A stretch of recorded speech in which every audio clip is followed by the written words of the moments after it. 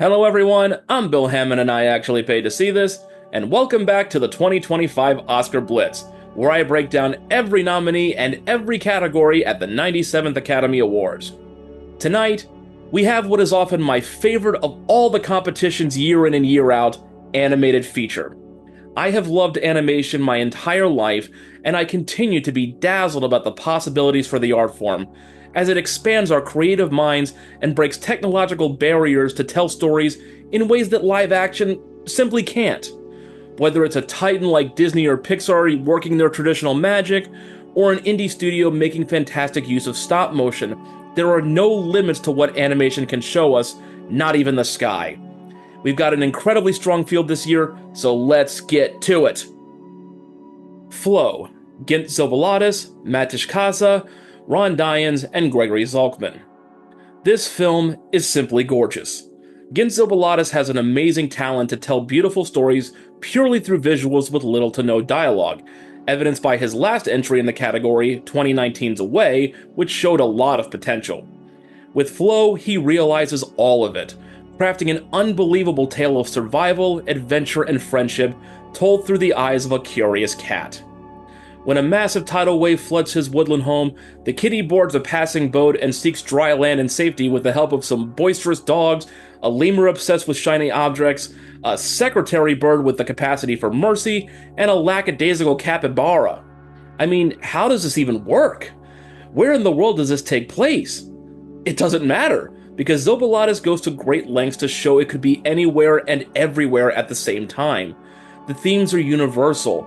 The animation itself, which feels like Milo and Otis was put through the Unreal Engine, is an absolute feast for the eyes, from massive landscapes to realistic water effects to a leviathan whale creature that demonstrates the sheer scale of it all. This is not only one of the finest animated films of 2024, it's a potential all-timer. Inside Out 2, Kelsey Mann and Mark Nielsen. The highest grossing film at the 2024 box office certainly had some big shoes to fill, at least for me, as I adore the original Inside Out to an irrational degree. I'll be upfront and say that I didn't like this one as much as the first film, but it's still really good. In particular, I disagreed with the addition of the new emotions. It required a retcon of what we saw before, and apart from Anxiety's antagonism, they don't really add much other than new merchandising opportunities, crowding the scenery in ways that the first film intentionally avoided by limiting the group at headquarters to the 5 core emotions. I also didn't like that we had Anxiety as a villain, something these films never needed. All that said, once those choices were made, they were executed almost flawlessly. The side characters are fun, the new mechanics in Riley's mind are fascinating, and the climactic panic attack is something I felt viscerally, having experienced similar moments before. At the end of the day, I feel like the point would have been easily made with the core 5, as they've learned to interact and combine their attributes, but that doesn't stop this from being a truly excellent story. Memoir of a Snail, Adam Elliott and Liz Kearney. Sometimes you just need a good cry, and that's exactly what Memoir of a Snail delivers.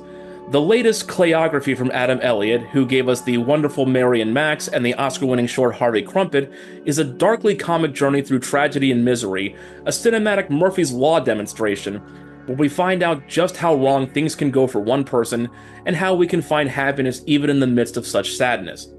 Seeing life constantly hammer Grace Puddle with one catastrophe after another is a test of endurance for the audience, as we watch her lose everything time and again, and fall deeper into despair as she becomes a hoarder of anything snail-related.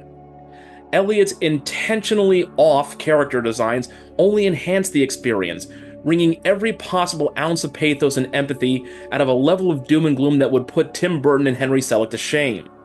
It's all to show the world that goodness will always exist, even in the worst of times, and every so often, a moment of pure joy and catharsis can come along to make it all worthwhile. I remember gasping in my seat when the final hit came, finally releasing the well of tears that had been forming in my eyes the whole way through. It was, in its own way, an ordeal, but a beautiful one. This movie kicked my heart right in the crotch, but I was thankful for it. Wallace and Gromit, Vengeance Most Foul, Nick Park, Merlin Crossingham, and Richard Beek. Nick Park was one of the earliest winners of this category, achieving victory with The Curse of the Were-Rabbit from 2005. Now his most famous characters are back in a very silly, very delightful caper that has a few things to say about reliance on technology, particularly artificial intelligence. The claymation is as on point as ever, breathing life into these bulbous British blokes and blackguards. The jokes are silly, but they land every time. The story is crisp, tight, and easy to follow, even if you haven't seen The Wrong Trousers, the 1993 short that serves as the film's source material, and the relationship between our title pair is as strong as ever, with Wallace's daft earnestness easily complementing Gromit's silent pragmatism. Antics ensue, creative visuals abound, and if nothing else, being a fan of British TV, the fact that the news anchor is named Anton Deck is one of the best referential puns I've seen in a while. The Wild Robot, Chris Sanders and Jeff Herman. One of the most lovely and touching stories of the year, The Wild Robot won over critics and audiences around the world with its tale of curiosity, adaptation, nurturing, and pure unadulterated love. Chris Sanders, who gave us Lilo and Stitch when he worked for Disney, offers up what is easily the best DreamWorks animated film since Sanders' last major project for the studio, How to Train Your Dragon. The design on Roz the Robot is amazing, yet purpose-driven and logical. Her efforts to raise Brightbill are endearing but also strangely natural despite Roz's artificial nature. It's an aspirational story of the good that technology can do for the world, while still being aware that it has a long way to go before we can fully depend on it. If there are any flaws to be had, I think they're twofold. One is that we didn't need the third act battle for the island, especially after the revolutionary animation in the first act of how Roz learns about her new environment. It just seemed kind of tacked on. Second, as we saw with Flo, the animals didn't need to talk. No one did, really. Having dialogue doesn't necessarily detract from the experience, but we saw proof that the message can be delivered without an all-star voice cast. So, with all that in mind, where do the nominees stand?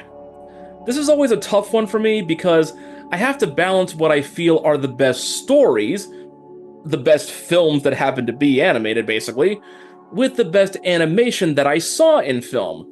So we're not going to do the standard rankings that I usually do here. We'll start by ranking them individually on both fronts. For story, I'd say 5th place goes to Wallace and Gromit, 4th to Inside Out 2, 3rd to The Wild Robot, 2nd to Flo, and 1st to Memoir of a Snail.